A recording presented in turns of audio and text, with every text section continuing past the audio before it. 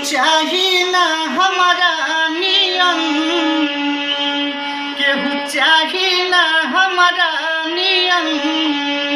ई बात लिख के धाली जानू दे द जहर खाके मर जाई, ओकरा बाद शादी कली हो।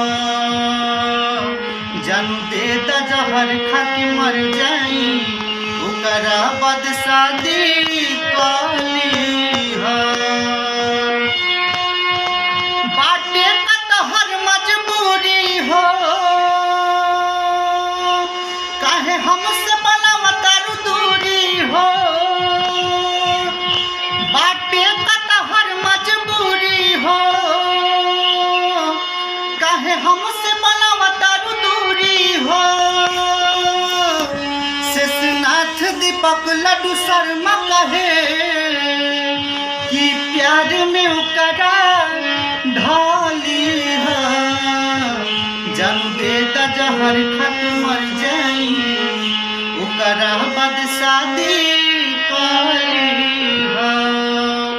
जानू दे द जहर खाके मर जाई, ओकरा बाद शादी कली है। जय हिंद दोस्तों। अगर आपको ये सॉन्ग अच्छा लगा हो तो प्लीज़ लाइक कमेंट और ज़्यादा से ज़्यादा शेयर करें और अपने भाई को इसी तरह सपोर्ट करते रहें। जय हो।